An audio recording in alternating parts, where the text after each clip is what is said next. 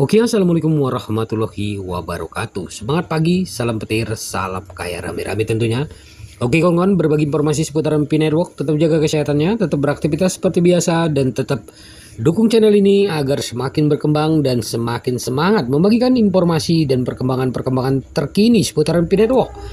Nah kawan-kawan, update terbaru ya dari Pi Network ya, Pentures atau Pentues ya, sebuah lompatan strategi yang akan terjadi. Bukan kesempatan yang terlewatkan tentunya. Nah, pengumuman Pi Network ya Pentures telah menimbulkan kegembiraan sekaligus frustasi di seluruh komunitas Pi global. Bagi jutaan pioner yang berdedikasi pengenalan inisiatif investasi strategis senilai 100 juta dolar untuk mendukung ekosistem Pi menandai langkah maju yang lama ditunggu. Dan bagi yang lain, hal ini menimbulkan pertanyaan apa yang membuat hal ini begitu lama. Nah, adalah ekonomi digital di mana kecepatan seringkali menentukan keberhasilan. Pi Network telah memetakan arah yang berbeda, lambat, stabil, dan berfokus pada keberlanjutan daripada sekedar tontonan. Kini, dengan peluncuran resmi Pi Network Pentures ya, dunia melihat hasil dari kesabaran dan tujuan tersebut. Namun, tonggak sejarah ini mengungkap arus bawah kebingungan dan spekulasi yang perlu diklarifikasi. Mungkin pengumuman ini datang 5 tahun lebih awal. Apakah tim inti Pi kehilangan kesempatan emas, atau apakah yang diperhitungkan ini merupakan alasan utama mengapa proyek tersebut tetap terdesentralisasi, bebas utang, dan siap untuk memberikan dampak? Beberapa kritikus telah menggunakan media sosial dengan menyatakan bahwa Pi Network Pentures adalah pengumuman yang seharusnya dibuat setengah dekade lalu, terutama selama tahap awal perluasan komunitas Pi yang cepat. Kekhawatiran mereka berakar pada persepsi stagnasi pengembangan ekosistem dengan alasan kurangnya pengumuman resmi atau pendanaan kelembagaan yang dianut mata uang kripto lainnya sejak awal. Yang lain melangkah lebih jauh, menyarankan bahwa tanpa momentum yang berkelanjutan, nilai Pi dapat anjlok di estimasi harga awal, mengutip angka seperti 0,40 dolar sebagai peringatan tentang apa yang dapat terjadi jika jaringan tidak mempercepat kemajuannya. Tetapi pandangan ini mungkin mengabaikan konteks kritis di mana Pi dibangun. Nah, realitas ekonomi 2019-2020, mengapa investasi sebelumnya tidak mungkin dilakukan? Pada tahun 2019, ketika Pi Network pertama kali meluncurkan aplikasi penambangan selulernya, itu tidak lebih dari sekedar sebuah PC.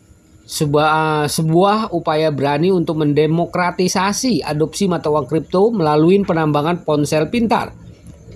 Saat itu, Pi tidak terdaftar di bursa manapun. Juga tidak menghasilkan likuiditas melalui penjualan token atau pendanaan institusional. Tidak seperti banyak perusahaan rintisan blockchain yang mengandalkan ICO, Pi Network sengaja memilih untuk tidak menjual token di tahun-tahun awalnya.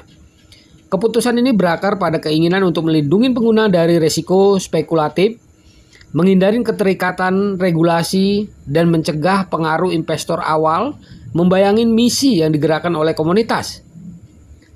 Mengatakan bahwa Pi seharusnya mengumpulkan 100 juta dolar saat itu isyaratkan kesediaan untuk menerima modal eksternal. Kemungkinan dari dana kripto besar atau kapitalisasi ya, Pentura, sebuah langkah yang akan mengorbankan desentralisasi, mengalihkan tata kelola ke pemangku kepentingan swasta, dan mengikat proyek pada tekanan yang didorong oleh laba. Pendanaan semacam itu hampir pasti disertai dengan syarat pembukaan token awal, tata kelola terpusat, dan tekanan untuk mendaftarkan Pi di bursa sebelum waktunya. Jika itu terjadi, banyak orang berpendapat Pi bisa saja berakhir seperti proyek blockchain lainnya yang tak terhitung jumlahnya. tersentralisasi, spekulatif, dan akhirnya tidak relevan. Pi Ventures di tahun 2025, investasi strategis bukan operasi penyelamatan.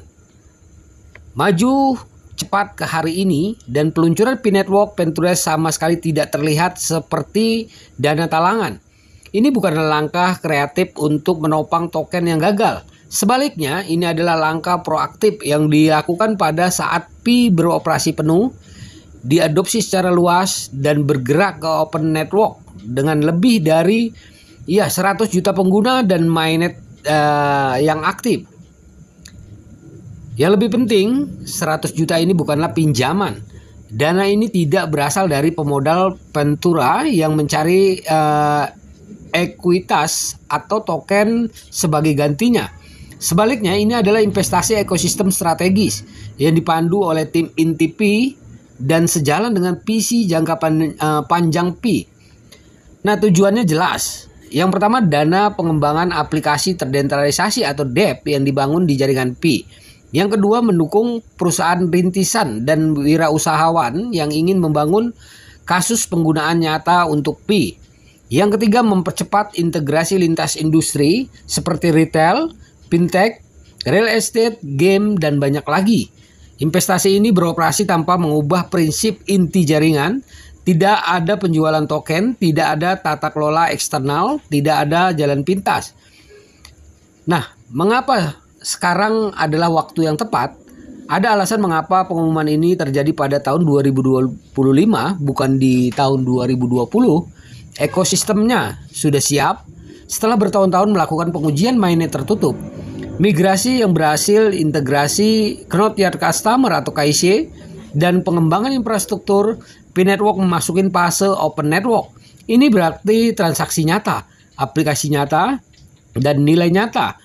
Dengan menunggu hingga arsitektur siap dan basis penggunanya matang, Pi Network ini diposisikan untuk berinvestasi dengan presisi, bukan putus asa. Daripada menghabiskan waktu bertahun-tahun mengejar pendanaan spekulatif, tim inti Pi telah menghabiskan waktu bertahun-tahun membangun fondasi yang kokoh dan baru sekarang memilih untuk meningkatkan visi tersebut melalui penempatan modal yang ditargetkan.